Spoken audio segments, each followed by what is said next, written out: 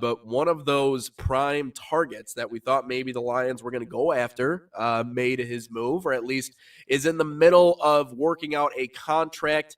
That's Mike McDaniel, who could be heading to the Chargers. And you actually worked it into our prep sheet here that this annoys you as a Lions fan. And in multiple different exchanges with people I know in and around the Detroit sports scene, the idea was that maybe this was who the Lions were going to go after. Maybe this what should be the prime target for this team, given that they need you go from a generational talent like Ben Johnson. It's really hard for me to imagine that you would want anything less in your next coordinator. But I think the Lions organization right now is a little scarred from losing Ben Johnson once upon a time, and I think that might have led to their decision to go out and not get someone like Mike McDaniel. What frustrates you the most about this from a Lions fan perspective? First off, Adam Schefter says Mike McDaniel is expected to become the OC at the Chargers, barring a change of heart. He has told every team that they are out, as the Chargers clearly wanted him. This pisses me off. This just pisses me off because one thing. Excuse me. We talked about fit, and you're telling me Dan Campbell and the Lions fit and the Lions organization is trying to tell me and the fans that Mike McDaniel was not a good fit with the Lions. And very well, there could be something. But you're telling me he's going to fit in with Jim Harbaugh? But Mike McDaniel's going to fit with Jim Harbaugh. What? Like, Jim Harbaugh, as much as the guy has brought me a lot of joy and pain over the years, he's brought me a lot of joy at the end, more pain in the beginning, but a lot of joy at the end.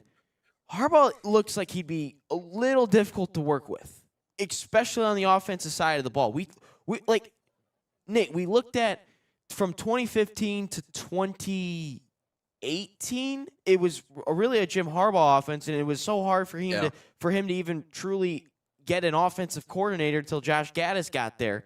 And did it really work? Yeah, I don't really know, but then Gaddis is there from 19 to 2021, and then Sharon Moore is the offensive coordinator from 2022, and truly he didn't really do anything because look at what happened afterwards. The offense looked like shit when he was the head coach. So did Sharon really do anything in terms of the offense? Probably not. But you're telling me Mike McDaniel's going to fit in with Jim Harbaugh. Like, he looks like Dan Campbell, or look on the outside looking in, Dan Campbell would actually work a lot, or would fit in a lot better than with Jim Harbaugh. And then number two, the other thing that pisses me off is the Lions spent a ton of money on wide receivers.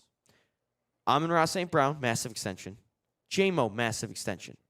Isaac Tesla, you used 3 damn third-round picks for a guy you didn't actually have to do that for, and a guy you don't even use.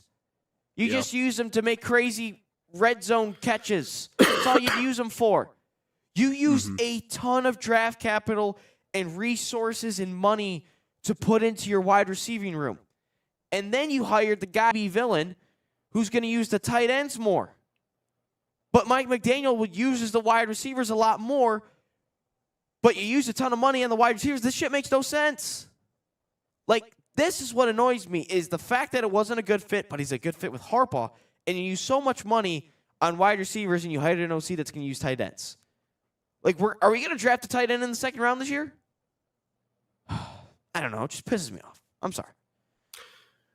They made the decision. You know, there's a saying out there that scared money don't make money, and that's exactly where we are with the Lions right now. I know we pointed out a couple of things yesterday about Drew Petzing and his history with the Arizona Cardinals and his, the efficient running game, top 10 most efficient running game in the last handful of years.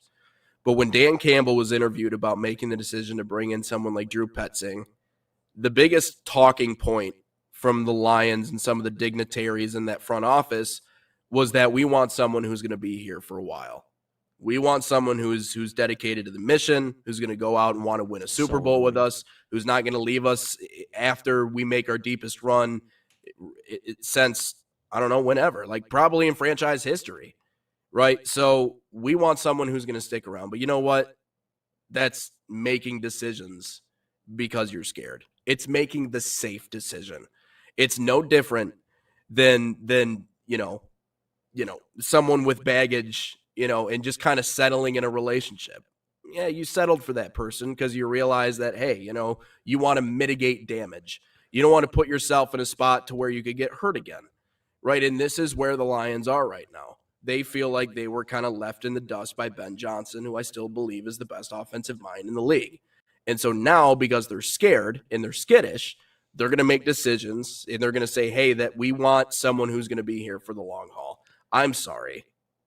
I thought we were on this win now train. It's not. It shouldn't be the goal. I thought we were on this win now train. I thought the attitude was we need to go out and get someone who can win right now. You know who can win right now as an offensive coordinator in Detroit? Mike McDaniel can win right now. We went out and we made the safe choice. We didn't make the right choice.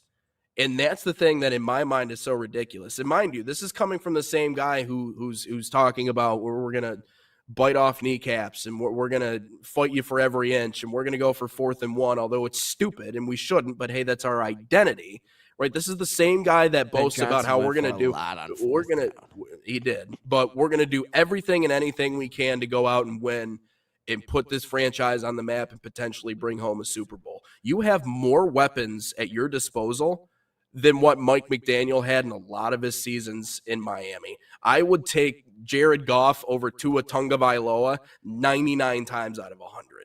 That's just the reality. Would you take J-Mo and Amon-Ra over Tyreek Hill and Jalen Waddle? That's a toss-up for me. I would still just go Amon-Ra and J-Mo. I would say yes. This is it's a toss-up. It's not a homer thing, but I just don't like Tyreek Hill and all the distractions he has off the field. That's just me personally. Yeah. That's just the thing. You could say the same thing about J-Mo, I suppose. Oh, yeah, J-Mo's created a lot of distractions outside of the field. But either way, that's true. One of the more high-powered young minds in the National Football League, one of the more ingenuitive minds that the NFL has to offer on the offensive side of the ball, and your decision is, no, we're not going to do that because we know what happens a couple of years down the line. He's going to end up leaving us. That is again, that's being scared, and that's making these decisions because you're scared. I'm gonna put something up on the screen real quick, and you let me know because it smells like something. The last calendar year or so. I'm ready. Are we back to SOL? Are we back to the same old lines?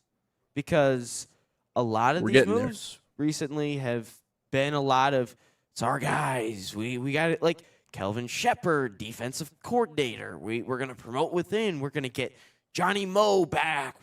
He can't call plays. The only thing that I like Petzing, like doing a deeper dive. I think he's fine. But when Mike McDaniel's on the table, I'm taking him. I'm taking the best that there is. And it just seems like because he wasn't a right fit. But you're telling me Harbaugh's a good fit?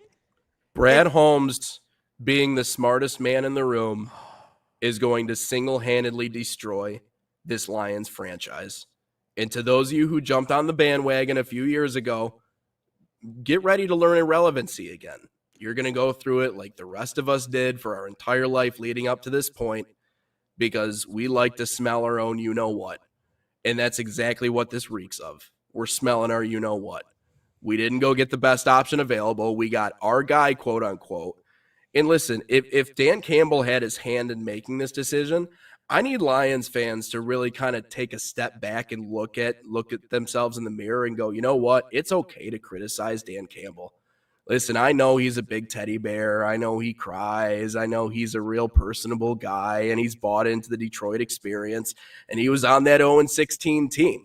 My guy has seen what the bottom of the barrel looks like in Detroit.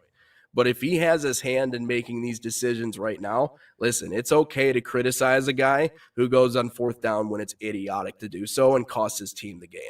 It's okay to go after the guy who makes bold, stupid decisions on the football field a lot of times that cost us a lot of games this year. And listen, I get it, right? If you're all caught up, we won. Right. And I mean, we need to win it. And if you're going to be a rah-rah guy, you may as well know a little bit more ball, and you may as well be able to actually field a team that can go win a Super Bowl. Because you know who I think of in that same vein? Pete Carroll. But the only difference is between Pete Carroll's rah-rah and Dan Campbell's rah-rah is Pete Carroll actually won Super Bowls. Pete Carroll actually should have won 2. Absolutely. Hand the damn ball off. He would have won 2 Super Bowls. But Dan Campbell is not Pete Carroll. And we're going to find this out very quickly in the coming years if we're not willing to kind of step outside of what I think Brad Holmes is stuck in right now, which is in the sand, thinking that he knows better than the rest of the room does. There's a lot of GMs in this town that think they're the smartest guy in the room. And I think Trajan Langdon is the only exception. And if I had to look at if I had to look at all 4 teams and say who's the closest to winning a championship, it's the Pistons. Like, again, they just beat the Celtics. What about Stevie Y and the Wings? Not to win right now. Not to win right now. You don't think I so? Still don't believe. I got to see them at least do something in the playoffs first. Like, I know at least the Pistons had a very tough first playoff experience, and now that they're just growing, and now they're the number 1 team in the East. Red Wings, I haven't seen them in the playoffs yet. I don't even remember the last time I've seen them in the playoffs. I think they played the Bruins, and they lost. Anyway, side note, we look at all 4 franchises. The Pistons, who honestly I don't even know if Tom Gores even knows that the Pistons are his own team at this point.